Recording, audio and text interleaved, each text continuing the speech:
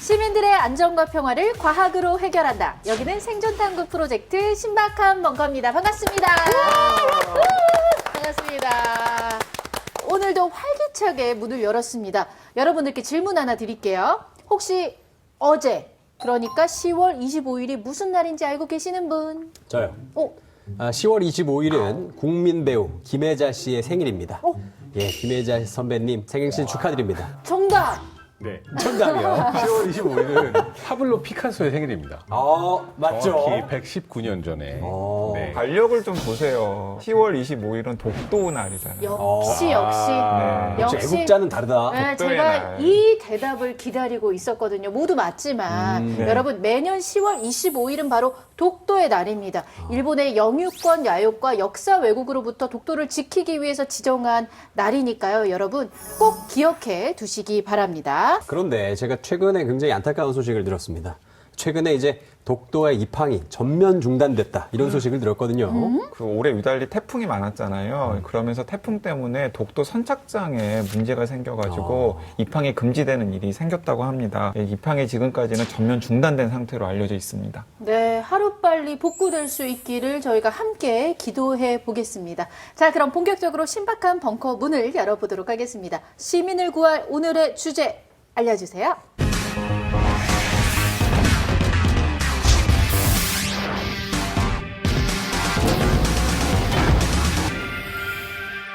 지구가 화가 났다. 지구가 노하셨다.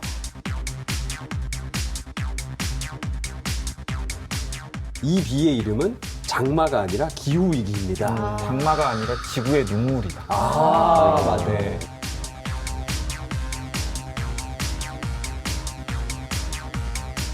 (2050년이면) 코알라를 더 이상 볼 수 없을 수도 있다. 아니, 저는 아직도 콜라를 생전에 본 적이 없는데. 아니, 10년 안에 대한민국 해안가 대부분의 지역들이 물에 잠기게 될 수 있을 거라고 하는데 어떻게 할 건지 좀 생존 전략을 빨리 세워야 되는 상황인 것 같습니다. 지금부터 네. 함께 고민을 해봐야 될 것 네. 같아요. 정말로.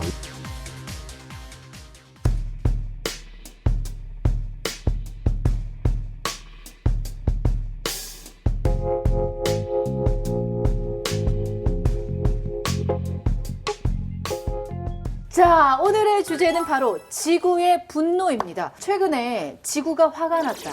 지구가 노하셨다. 이런 얘기들 참 많이들 하곤 하죠. 코로나만큼이나 지구온난화 같은 이상기후 문제가 정말 큰 이슈기도 했고요. 제가 최근에 이 기후변화에 대해서 별로 지각이 없다가 네. 제가 직접 느껴졌던 적이 있어요.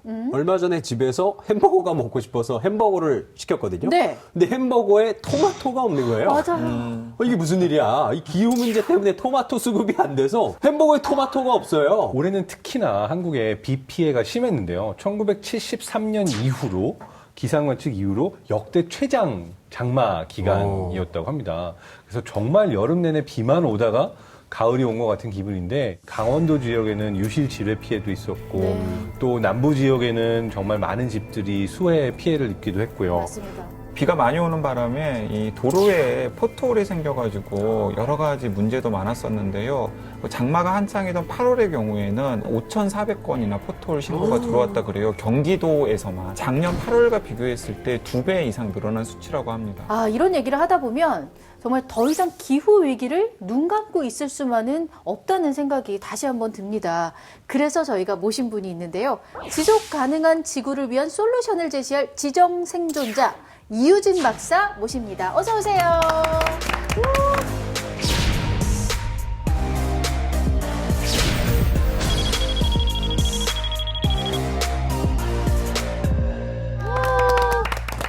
굉장히 조심조심 내려오고 계시네요. 반갑습니다. 반갑습니다. 네, 안녕하세요. 환영합니다, 박사님. 네. 먼저 우리 시청자 여러분께 자기소개 한 말씀 부탁드립니다. 네, 반갑습니다. 저는 기후위기 시대에 대안을 고민하고 행동하는 이유진입니다. 반갑습니다. 네, 반갑습니다. 환영합니다. 박사님, 저희가 이 방금까지 장마 이야기를 한창 하고 있었거든요. 네, 네. 근데 저는 궁금합니다. 이 전문가의 시선에서 볼 때 네. 올해 왜 이렇게 장마가 길었던 걸까요? 기상청의 분석에 따르면 이 북극 고온 현상 때문에 제트 기류가 약해져서 북극에 머물러야 할 찬 공기가 한반도까지 내려왔고요. 평소대로라면 이제 장마 전선을 치고 올라가야 되는 고기압이 네. 이제 치고 올라가지 못하면서 계속 한반도에 비를 뿌린 것으로 보입니다. 우리만 이랬던 것이 아니라 지금 전 세계적으로 북극이라든지 시베리아 고온 현상 이런 것들이 심각하게 지금 벌어지고 있고요. 네. 남극 같은 경우에 세종과학기지가 얼음이 완전히 사라질 정도로 아이고, 녹아내리는 네. 이런 변화 속에 우리가 지금 있는 것 같습니다. 네. 정말 그간 인류가 코로나19와의 싸움에 매진하는 동안 잠시 잊혔던 이 또 다른 거대한 위기인 기후변화가 지구 곳곳에서 커다란 사이렌을 울리고 있습니다. 우리 삶의 터전이자 계속 살아가야 할 지구를 위해서 어떤 노력이 필요한지, 지속 가능한 지구를 위한 방법은 무엇인지 본격적으로 알아보겠습니다.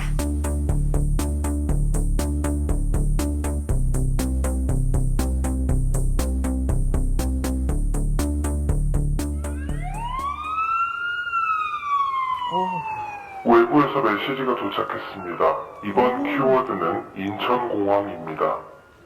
첫 번째 키워드? 인천공항입니다. 사실 기후랑은 좀 거리가 있는 키워드로 보이는데 어떤 의미일까요? 한반도가 더 이상 사람이 살 곳이 못 된다. 떠나라. 다 같이 인천공항으로 떠나자. 뭐 이런 키워드가 아닐까. 근데 한반도가 사람이 살 수 없는 지역이 된다면은 인천공항으로 가봤자 비행기가 못 들 것 같아요. 아이고 어떡하지? 인천 항만으로 바꿀까요 그러면? 인천공항 너무 가고 싶기는 한데 이게 기후랑 무슨 상관이 있을까요, 진짜? 요즘은 인천공항 가고 싶어도 갈 일이 별로 없는 곳이긴 한데요. 그러네요. 유추하신 게 거의 비슷했습니다. 진짜요?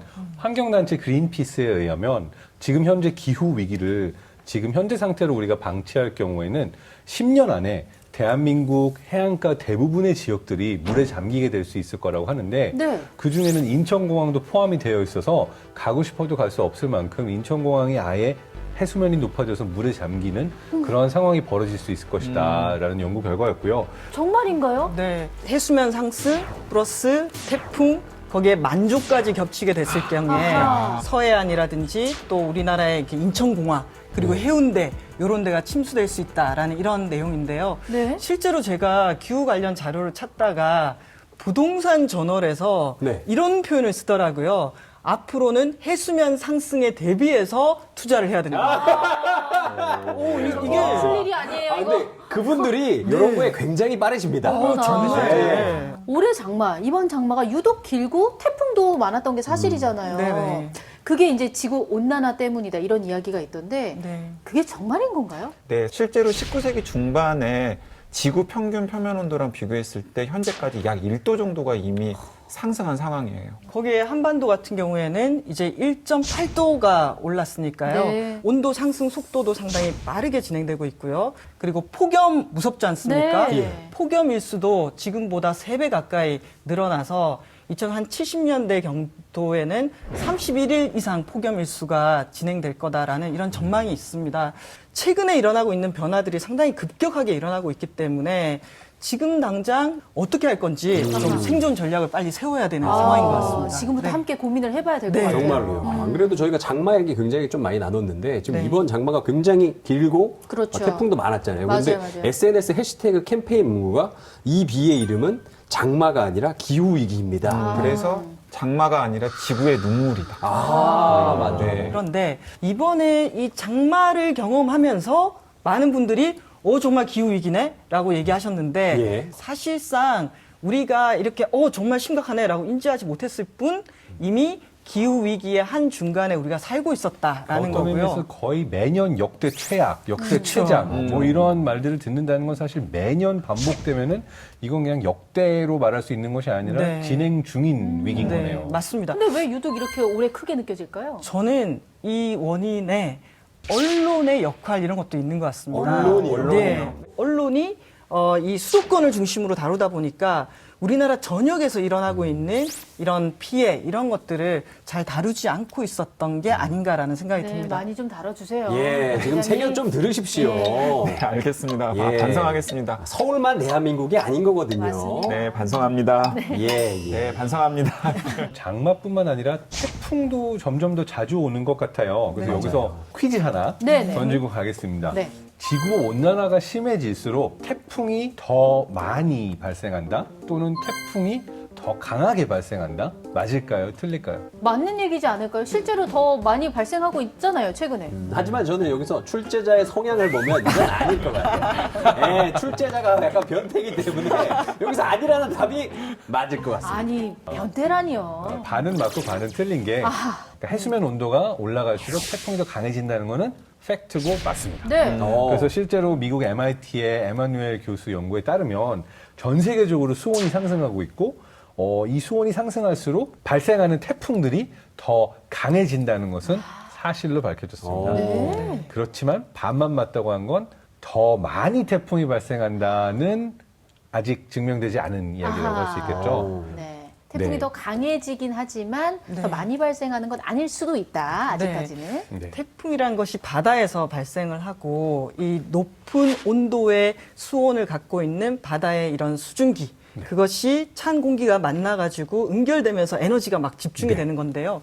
그래서 수온이 높아질수록 태풍의 강도가 커진다. 이건 맞는 것 같습니다. 네, 저 여기서 궁금한 게 또 한 가지 있거든요. 이름들 있잖아요, 태풍의 이름들. 이런 이름들이 어떻게 만들어지는지, 누가 짓는지 이게 참 궁금하더라고요. 이름들이 보통 좀 귀여워요. 귀여워요. 네. 기상청에서 짓나요? 저는 비하인드 스토리가 좀 있는데 네. 태풍 이름에 특히 비하인드 스토리가 많아요. 그래서 20세기 초에 처음으로 태풍의 이름을 짓기 시작한 거는 호주의 기상청 예보관들이라고 그래요. 근데 이 호주의 기상청 예보관들은 자기가 싫어하는 정치가의 이름을 태풍 이름으로 불렀다고 합니다. 예를 들어서 누군가가 나는 강양구가 정말 싫어 이러면은 태풍 이름을 강양구로 짓고 현재 강양구가 태평양 해상에서 머물고 있는 중입니다. 빠른 속도로 다가오고 있습니다. 이런 식으로 이름을 지었다고 하는 왜 이렇게 거예요. 와닿죠? 왜 이렇게 진심으로 지금 이렇게 예를 드신 것 같죠? 지금 굉장히 많을 것 같아요. 자, 근데 이건 20세기 초 이야기였고요. 2차 네. 세계대전 이후에는 미국 공군과 해군에서 태풍의 이름을 짓기 시작했는데 뭔가 태풍이 조용히 큰 피해 없이 지나가기를 바라는 마음에서 얌전하다고 생각하는 여성의 이름들을 붙였다고 합니다. 그래서 자신의 아내 또는 애인의 이름, 그래서 캐럴, 다이앤, 뭐 헬렌, 도라 이런 식으로 여성의 이름을 태풍의 이름으로 붙이는 일들이 시작됐다고 하는데요. 이 사람은 여성을 잘 모르는 사람이에요. 그러니까요. 구시대적이고 성차별적이고 이게 분명히 네. 있습니다. 공소형으로 지었으면 엄청 시끄러운 큰 태풍이었을 저는 이 거예요. 부분에서 굉장히 좀 불편함을 느껴요. 그래서 여성 운동가가 문제 제기를 했고 예. 78년도부터는 밥 같은 남자 이름이 아하. 또 같이 번갈아 쓰였다고 합니다. 그 이제 태풍 이름을 짓는 게 중요한데요. 누가 짓느냐? 그래 2000년부터는 이제 태풍하고 연관 있는 나라들이 태풍위원회를 만들고 거기에 회원국이 있습니다. 회원국들이 한 10개씩 써내는 겁니다. 예, 그래서 이 14개 국가에서 10개를 써내면은 한 140개를 가지고 이 번갈아 가면서 태풍 이름을 쓰고 있습니다. 아, 그걸 순차를 정해서 하나씩 태풍한테 이름을 붙이는 거군요. 그쵸. 근데 네. 제가 생각해 보니까 유독 한글 이름이 조금 많은 것 같다는 느낌이 들어요. 왜죠? 아, 그건 실제로 느낌이 아니라 맞습니다. 맞아요? 한글 이름이 많아요. 네. 근데 왜냐하면은 태풍위원회 14개 나라에는 남한도 끼어 있고 북한도 끼어 있어요. 오! 그래서 남한에서도 10개를 내고 북한에서도 10개를 내서 20개를 한글 이름이 차지하고 있는 거예요. 오. 140개 중에 20개가 한글 이름이니까 다른 나라 언어들에 비해서 한글 태풍 이름의 빈도가 더 높은 것이죠. 그리고 한 번 큰 피해를 본 태풍은 회원국들이 합의를 해서 다시 사용하지를 않습니다. 예를 들어서 대표적인 게 태풍 매미인데요. 네. 매미 지금도 기억하시잖아요. 예, 끔찍했죠. 굉장히 큰 피해를 낳은 태풍인데 북한에서 낸 이름이었어요. 피해가 너무나 컸기 때문에 앞으로는 태풍 이름에는 매미라는 이름을 붙이지 않기로 해서 영구 탈락시켰습니다. 네. 그러면 매미라는 이름은 무엇으로 교체가 되었을까요? 뭔가 꿈과 희망을 담은 이름. 네, 빙고, 무지개라는 이름으로 교체가 되었습니다. 귀엽다. 앞으로는 그런 모습으로 찾아오지 말아라. 네, 매미야. 맞습니다. 아, 네. 그런데 제가 또 질문 드리고 싶은 게 있는데 미국 제가 유학할 때 뭐 토네이도가 어디에 왔다, 허리케인이 휩쓸었다. 뭐 이런 얘기를 굉장히 많이 들었거든요. 근데 저는 볼 때마다 항상 헷갈렸어요. 태풍이 있는데 허리케인, 뭐 사이클론, 토네이도 이런 것들이 뭐가 다르고 뭐 어떻게 되는 건지 좀 설명 좀 부탁드리겠습니다. 같은 겁니다. 네? 같은 겁니다. 진짜 맞아요? 예, 열대성 저기압으로 같은 거고요.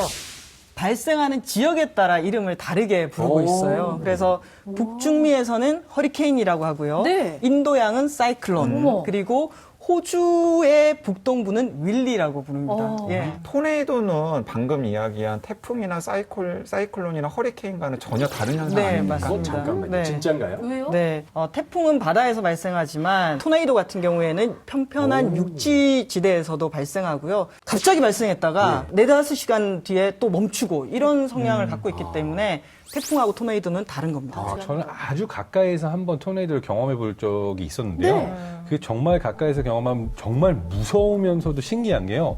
그러니까 한쪽은 완전히 햇볕이 비치는데 마치 검은 벽이 다가오는 것처럼 막 검은 구름이 땅 위로 이렇게 막 훅 하고 막 엄청난 빠른 속도로 다가와요. 그리고선 그 경계 지점에 정말 우리가 영화로만 보는 이런 회오리 바람이 생기거든요. 네. 그래서 그걸 보고서는 저게 정말 오나 하는데 진짜 한 1분 되지 않는 동안에 갑자기 닥쳐가지고 가까이 다가왔을 때는 막 뛰어가지고서는 나무 있는 쪽으로 피해서 가고 그랬었어요. 미국 중서부, 이 캔사스와 오클라호마 이쪽 지역에 유독 많은 토네이도가 발생을 합니다. 그래서 이 미국 중부를 토네이도 앨리라고도 불러요. 회오리 바람 골짜기. 그렇다면 왜 우리나라에서는 회오리 바람, 토네이도 보기가 어려운데 미국 중부에서는 그걸 보기가 쉽느냐.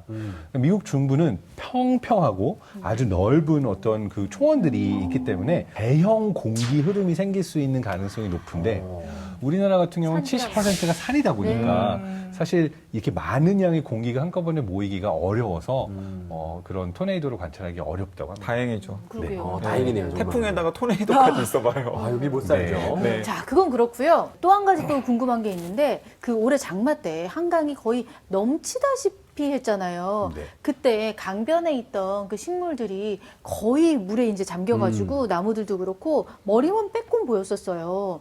이 식물들은 물에 잠겨도 괜찮은 건가요? 저는 굉장히 걱정되더라고요. 네, 아닙니다. 실제로 식물도 익사할 수 있습니다. 네. 그래서 정말 우리가 어떤 식물들이 건조하면 말라 죽을 거라고 생각하는데 예. 식물들이 말라 죽는 일보다는 오히려 물이 과다 공급돼서 더 빨리 죽기가 쉽다고 합니다. 그래서 그 이유 중에 하나는 이제 흙에 뿌리가 있고 뿌리에 공기 주머니가 있는데 물이 차오르게 되면은 뿌리가 제대로 숨을 쉴 수 없게 돼서 질병에도 취약해지고 아주 많은 양의 물이 차오르게 되면 식물도 죽는다고 합니다. 식물도 익사할 수 있구나. 네. 네, 그래서 이제 많은 전문가들이 기후위기 시대에는 특히 이제 농작물의 생산량이 떨어져가지고 식량이 부족한 위기 상황을 초래할 수도 있다라고 경고를 하고 있어요. 이제 어떤 과학자들 같은 경우에는 유전자 조작을 통해서 물에 잠기더라도 좀 더 오래 생존할 수 있는 여러 가지 식물들을 한참 연구하고 있기도 합니다. 네덜란드의 네. 위트레히트 대학교죠. 맞아요. 예를 들자면은 네덜란드의 방금 장 박사님 말씀하신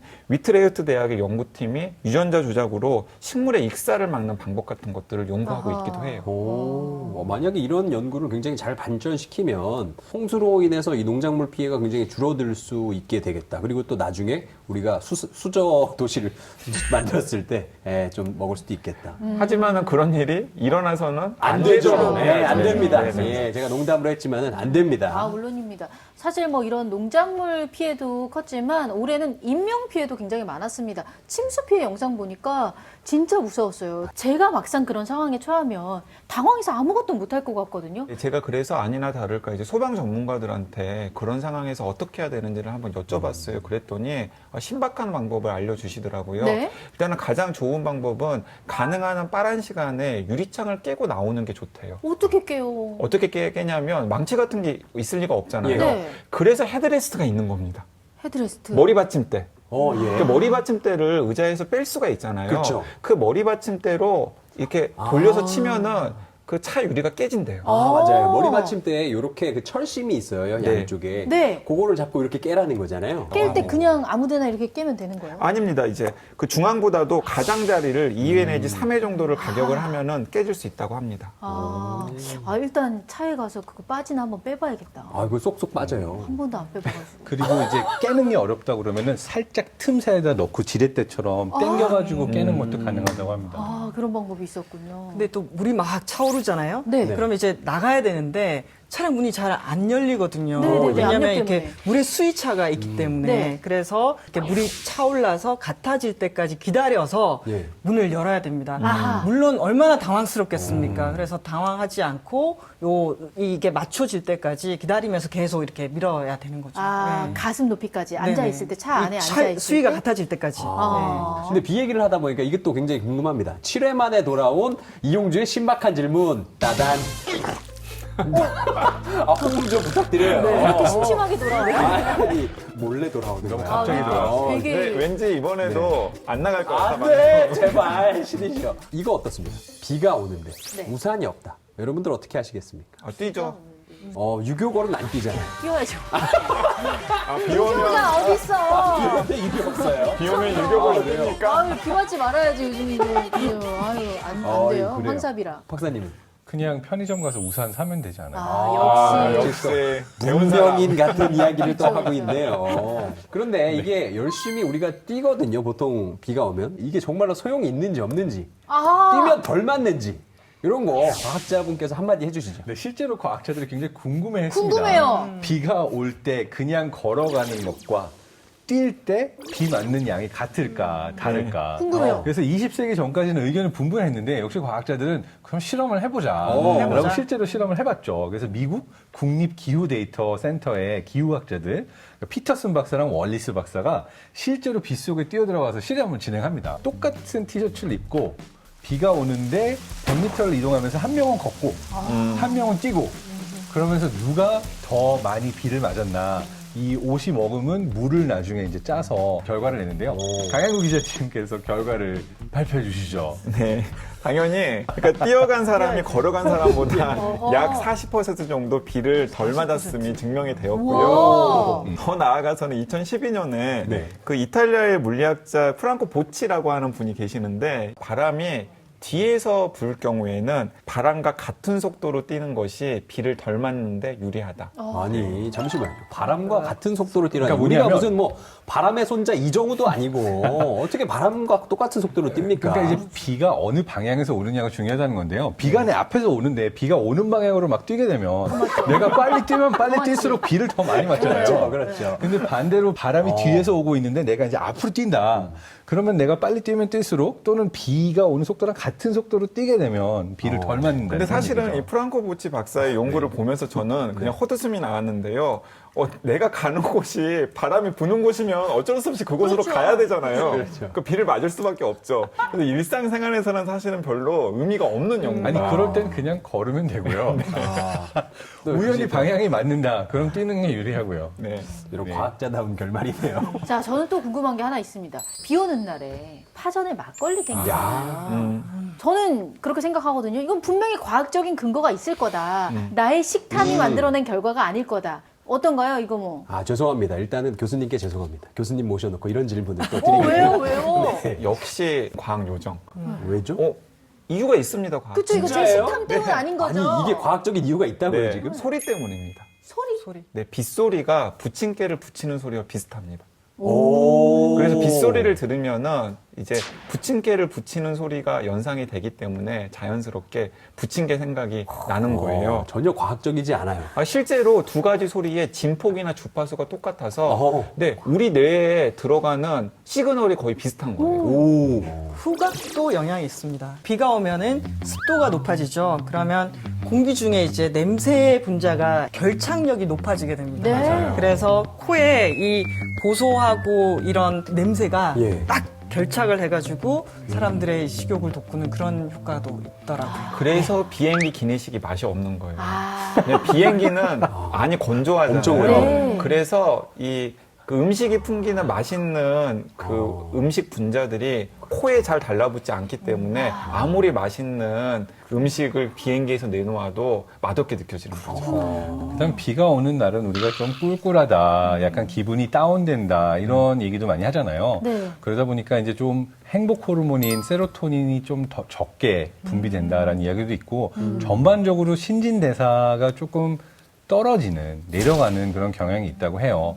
그 이야기는 혈당 수치도 내려간다고 네. 볼 수가 있는 거고, 그렇게 되면 아무래도 에너지 충족을 위해서 이 에너지 풍부한 전분, 밀가루, 기름에 튀긴 밀가루 음식 이런 것들이 또 땡길 수밖에 없는 원리도 있다고 볼 수 있습니다. 네. 비 오는 날 파전에 막걸리 땡기는 거는 우리 잘못이 아니었습니다, 여러분.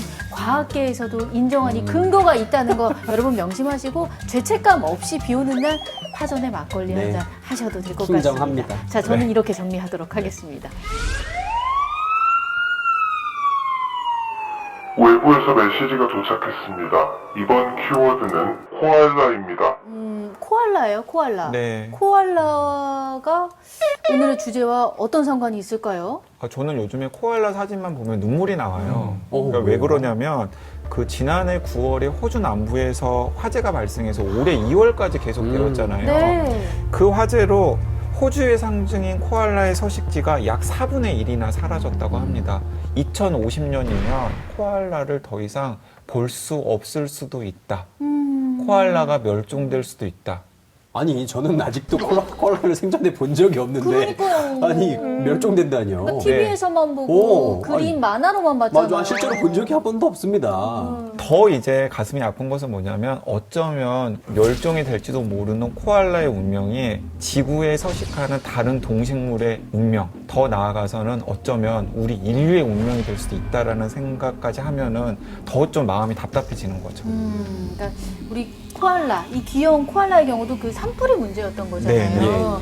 요즘에 진짜 대형 산불이 정말 문제가 되고 있습니다. 그 최근에 호주뿐만 아니라 러시아, 시베리아, 미국 서부 등 세계 곳곳에서 한 달 넘게 지속되는 대형 산불로 정말 전 세계가 아주 난리가 났었잖아요. 아, 외국 얘기만은 또 아닌 것 같아요. 왜냐면 우리나라도 강원도에서 작년 4월에 대형 산불로 인해서 진짜 난리가 났었잖아요. 그쵸. 산불이 너무 커가지고. 네. 고성 지역에서. 이 산불을 끄기 위해서 이제 제주도를 빼고 이제 전국에서 소방력이 총동원됐는데 네. 그게 국내 단일 화재 역사상 최대 규모의 소방력 동원이 된 사례라고 하더라고요. 그게 맞습니다. 얼마나 컸는지. 네. 이런 대형 산불이 과거보다 요즘 들어 더 많이 발생하고 있는 것 같은 느낌적인 느낌이 있는데 이게 맞습니까? 이게 고온이 지속되고 또 건조한 기후가 계속되면서 이 호주 같은 경우에는 2017년도부터 그때 그 일대가 매우 건조한 상태로 이제 가뭄이 계속이 됐던 거예요. 얼마나 대지가 바짝 말라 있겠습니까? 한번 불길이 딱 태워지니까 이 걷잡을 수 없이 확산이 된 거죠. 9월 달에 시작해서 5개월 동안 지속이 됐습니다. 우리 한반도 면적, 이 남한 면적만큼을 다 태운 거예요. 10억 마리의 야생동물이 죽었습니다. 고온에다가 또 아주 오랫동안 비가 내리지 않는 이런 기상현상, 이런 것들이 이 호주의 산불의 규모를 매우 키웠다라고 보시면 될 것 같습니다. 네. 자, 이유진 박사님이 방금 고온 건조한 환경 이야기를 했는데요.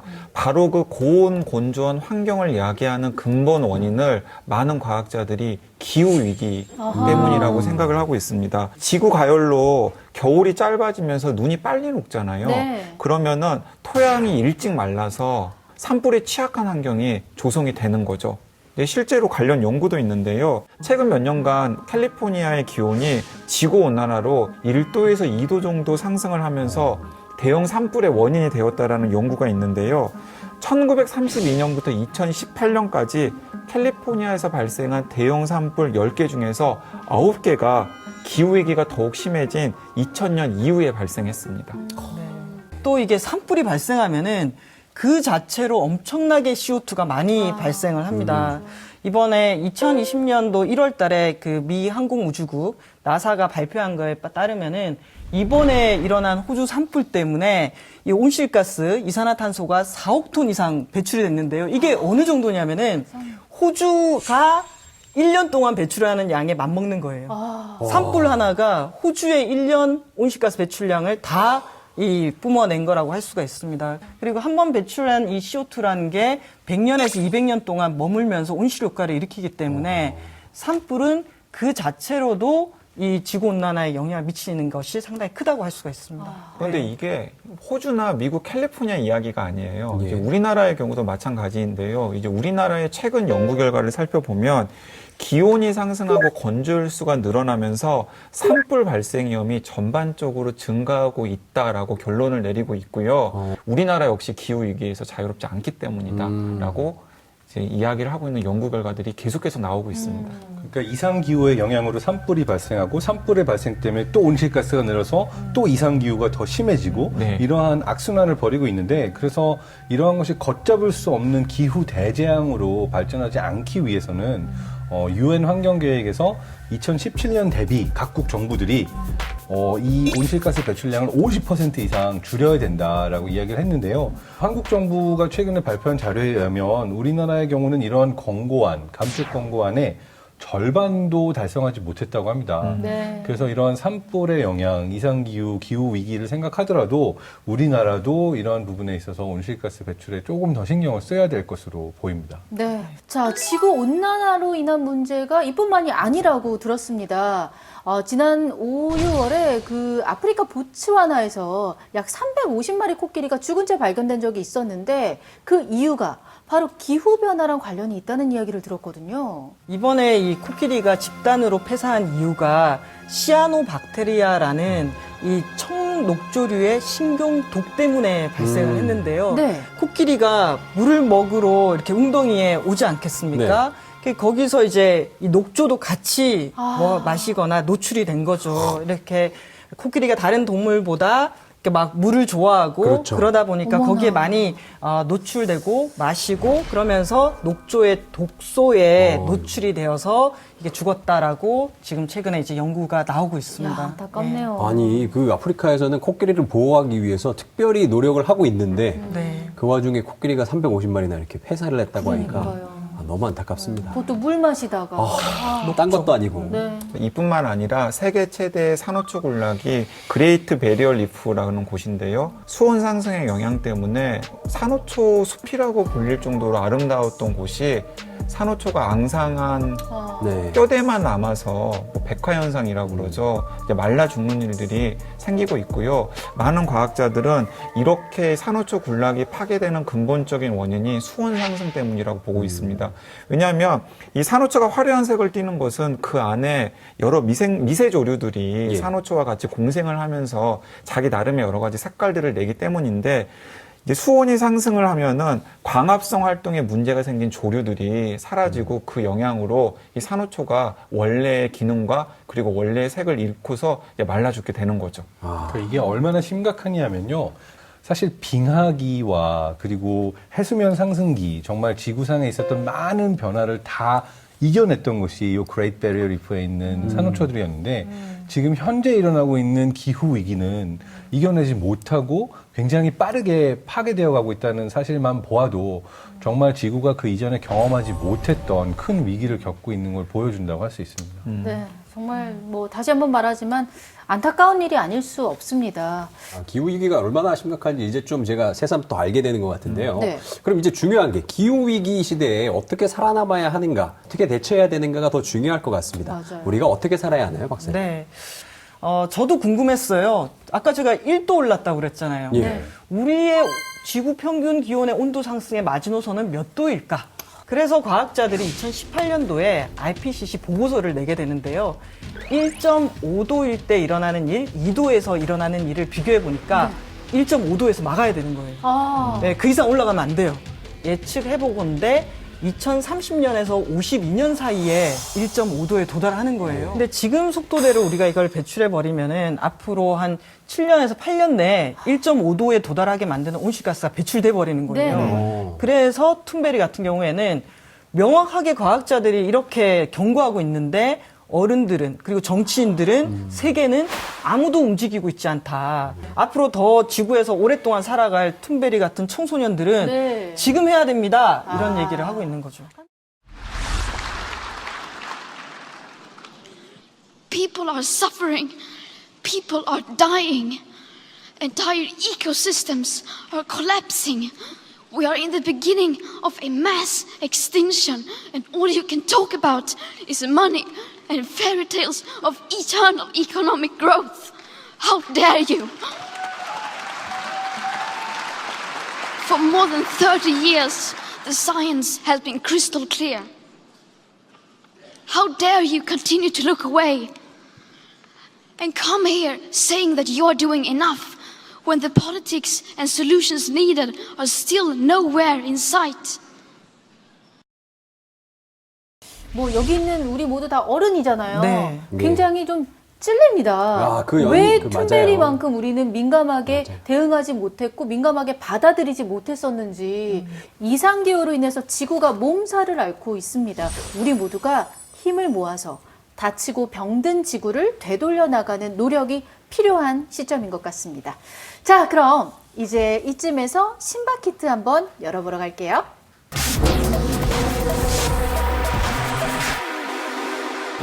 지구가 정말 우리에게 화가 난 건 아닌지 돌아보게 되는 시간이었던 것 같은데요.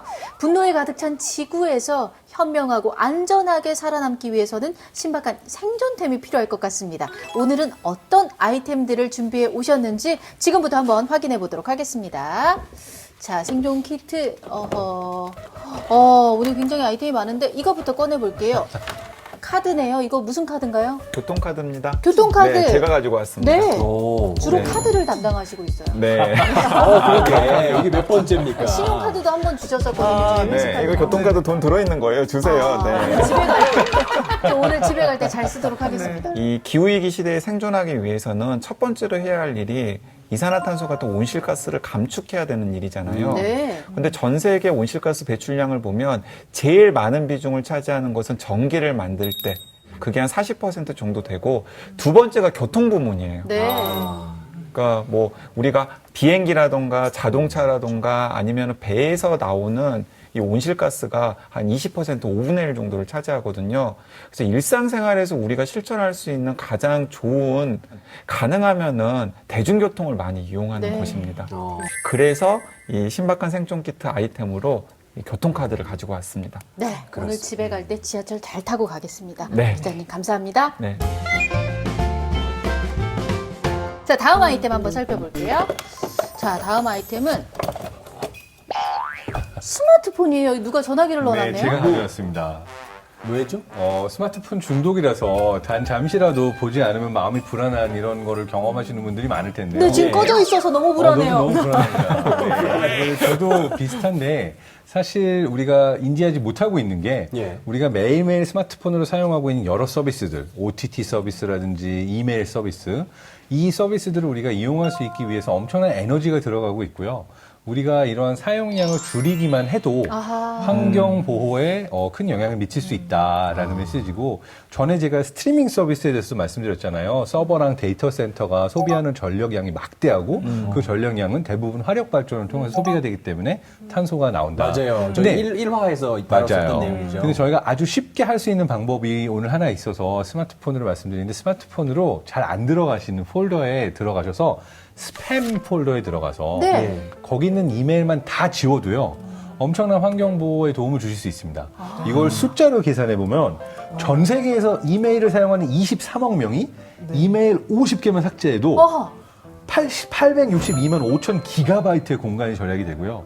이걸 전력으로 환산하면은 시간당 2조 7,600만 킬로와트의 에너지를 줄일 수가 있다고 합니다. 그러니까 어차피 읽지도 않고 있는지도 모르는 스팸 메일만 지워줘도 네. 큰 지구에 도움을 줄 수 있다. 와. 네. 그러니까 아주 쉬운 실천. 네. 그렇네. 쉬운 실천이죠. 네.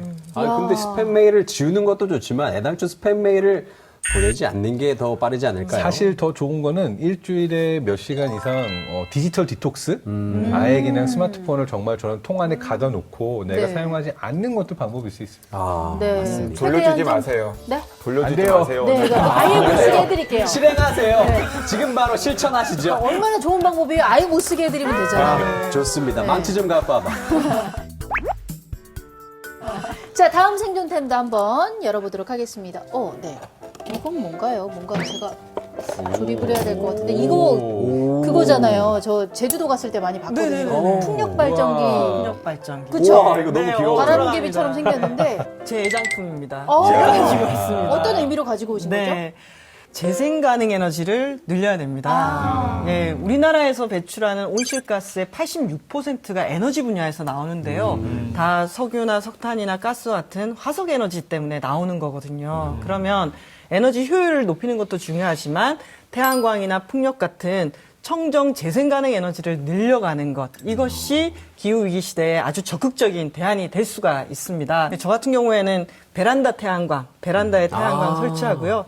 또 태양광 발전 협동조합에도 가입했습니다. 그래서 자기 지분이 없더라도 이 태양광 발전에 투자를 하거나 아니면 협동조합원이 되거나 이런 방식으로 아주 적극적으로 화석 에너지를 줄이는 일에 함께 할 수 있습니다. 사실 저도 깨알처럼 자랑을 하자면 그 제 고향이 목포 근처에 예. 아주 작은 태양광 발전소를 운영하고 있습니다. 와. 아니 잠시만요. 지금 그런 얘기는 처음 듣는데 아, 소장님이셨어요? 네, 태양광 발전소 소장님. 아유 소장님 네. 앞으로 더 잘 지내보도록. 네. 자, 이제 마지막 생존템을 한번 살펴보도록 하겠습니다. 마지막 생존템은 어떻게 하셨대요? 저 배고픈 거. 아이고. 이 샐러드를 준비해 오셨는데, 근데 채소만 잔뜩 있네요. 예, 맞습니다. 예, 뭐. 이 도시락과 함께 제가 좀 고백할 부분이 있어서, 예. 사실은 제가 지난 35년을 비건들 있지 않습니까? 채식주의자. 네. 그분들을 좀 놀리는데 시간을 많이 활용했습니다. 아하. 네, 채식주의자들 왜 그렇게 심심하게 사느냐. 아. 고기도 좀 드시지. 그런데 제가 최근에 어떤 다큐멘터리를 봤는데 고기를 만들기 위해서는 이 동물을 키워야 되잖아요. 그쵸. 근데 이 동물을 키우는 데 있어서 이 온실가스 배출량이 전 세계의 17%가 넘는다라고 합니다. 그러니까 엄청난 우리가 에너지를 이 동물들 키우는데 쓰이고 있는 거예요. 그래서 사실은 우리가 고기를 조금만 덜 섭취해도 굉장히 이 지구온난화를 막을 수 있는. 왜냐하면 소가 방귀를 딱 끼고 이러면은 메탄가스가 나오는데 예. 이 메탄가스가 이 CO2보다 이 지구 온난화에 미치는 영향이 한 20배 넘는 아주 강한 온실가스입니다. 그래서 이 육식을 줄이는 거 정말 중요하고요. 네. 제가 오늘 오기 전에 전 세계에 소가 몇 마리나 있을까 찾아봤거든요. 10억 마리가 있더라고요. 아하. 지금 너무 많죠. 세계 인구가 지금 77억인데 10억 마리의 소가 있어요. 네. 그래서 먹는 것만으로도 이 온실가스를 줄이는데 함께 할 수 있는 일이 많습니다. 저도 요즘에 일주일에 한 번씩 좀 채식을 하려고 노력을 하고 있습니다. 그것만을 하더라도 1년에 나무 15그루를 심는 효과랑 똑같대요. 제가 그러면 그동안 꽤 많이 심었네요. 네, 그러니까 그런 실천을 만약에 용주 씨 혼자만 하는 것이 아니라 이 신박한 벙커를 시청하고 있는 시청자들이 다 함께 한다면은 상당히 지구 환경을 지키는데 도움이 되는 거죠. 네, 저부터 실천해야 될 것 같아요. 저도 굉장히 알려진 고기 덕후라서 오늘부터 당장 일주일에 최소 하루 이틀 정도는 고기를 섭취하지 않는 날로 정해서 이 환경을 구하는데 저도 이 작은 몫이라도 꼭 더하고 싶습니다. 네. 인간이 만든 오염 때문에 병들고 있는 지구를 오늘부터라도 조금씩 아끼고 소중히 여겨줘야 할 것 같습니다. 자, 이유진 교수님, 오늘 함께 하셨는데 어떠셨어요? 네, 저는 기후 위기에 대해서 이렇게 얘기할 수 있어서 너무 기뻤습니다. 어떻게 보면 우리 세대가 위기를 만든 세대이기도 하고 해결할 수 있는 열쇠를 가진 세대이기도 합니다. 네. 앞으로도 이런 자리 많이 만들어 주시면 정말 좋겠습니다. 네, 감사합니다. 오늘 정말 많은 것을 배울 수 있었던 것 맞습니다. 같아요. 네. 오늘 이야기 들으면서 오히려 지구한테는 인간이 코로나 같은 게 아닌가라는 끔찍한 생각을 또 해봤습니다. 네, 맞는 얘기네요. 그죠? 찔리네요. 네. 예, 맞습니다. 오늘부터라도 작은 실천 하나하나씩 해보는 것 잊지 마시기 바랍니다. 자, 시민들의 안전을 구하는 생존 탐구 프로젝트 신박한 벙커. 저희는 다음 주에 다시 뵙겠습니다. 고맙습니다. 감사합니다. 또 만나요.